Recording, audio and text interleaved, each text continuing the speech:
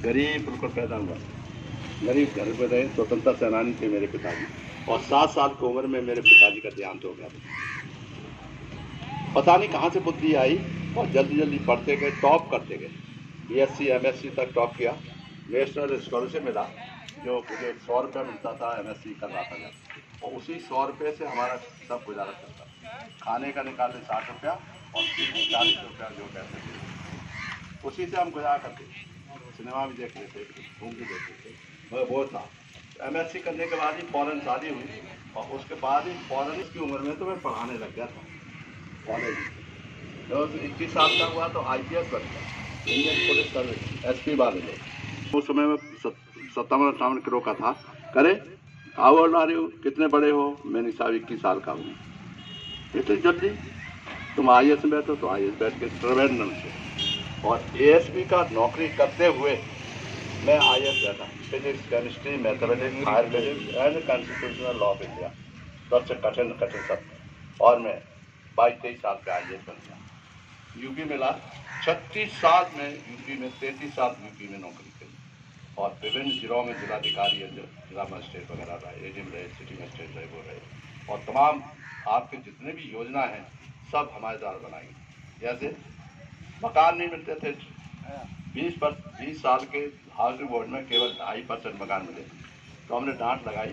86 की बात हुई, हमने कहा ये इन लोगों को मकान भी कोई देने वाला नहीं होता, पैसे से भी नहीं तुम दे रहे थे तो कोई बात नहीं। तो फिर वो प्रथा शुरू हुई, और अलग से मकान की कर दिया, अलग से तो सब मकान मिलते। गाँवों में भी मकान नहीं मिलते थे, तो गाँवों में सब डॉक्टर अम्बेडकर साहब योजना बनाई, जिसमें कि हर एक में हॉल बनता है, कॉलेज पर स्कूल बनते हैं, और सड़क फर्स्ट क्लास, नालियाँ खनन, ये हमारी जीवित है।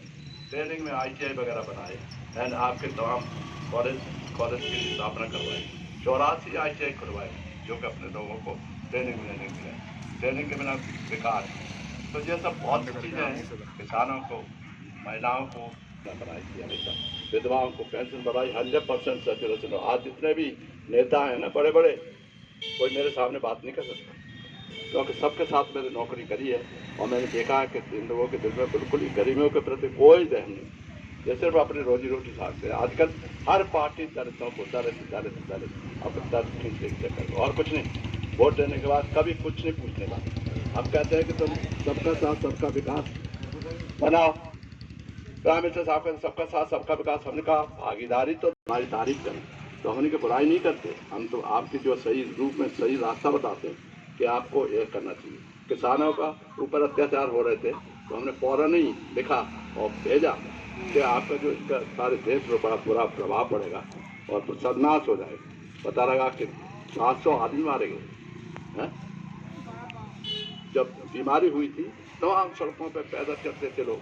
हमने कहा कि TM को कहो कि अपने अपने रास्ते में जितने भी गाड़ियां हैं लगा के जिले में, उनको पैदल जाने से रोकें और बसें लगाओ, और ऑर्डर दो यहाँ से प्राइम मिनिस्टर के यहाँ। ये कौन कर सकता है?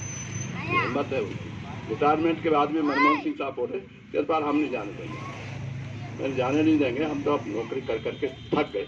41 साल नौकरी करी है और ईमानदारी साथ दी है, तो आप लोगों का सर कभी नीचा नहीं हो सकता, कोई उंगली नहीं उठा सकता। इसलिए गर्व करता हूँ मैं इससे, और मैं कहता हूँ अपने समाज को, गरीब जरूर हो, ईमानदार हो, क्योंकि हजारों वर्षों से आप ईमानदार रहे हो, और ईमानदार रहने की वजह से ही आप गरीब हैं। जैसे आज लाखों रुपया खर्च करने को तैयार है छोटे छोटे विज्ञापन देने के लिए। हम जो गरीब आदमी है अपने चर्चे निकल के गाड़ी लेके जो हो रहा है होगा, जो हमारे साथ आए रुपयों से नहीं खरीदा जा सकता, रुपयों से दिमाग नहीं खरीदा जा सकता, रुपयों से आपकी भावना नहीं खरीदा जा सकती। जो भावना है वो दिल की भावना है। इसलिए मैं निकल पड़ा हूँ कि आप पैदल सबके जितनी जरूरत होगी सब जगह जाऊँगा, रात दिन जो कुछ 8-10 दिन उसमें लगाऊंगा। आप लोगों की कृपा की जरूरत है। आप लोगों को दिल में पर वो कर लिए विचार कि अपना खुद प्लस नाते रिश्तेदार जहाँ भी हैं, सदर आगरा सदर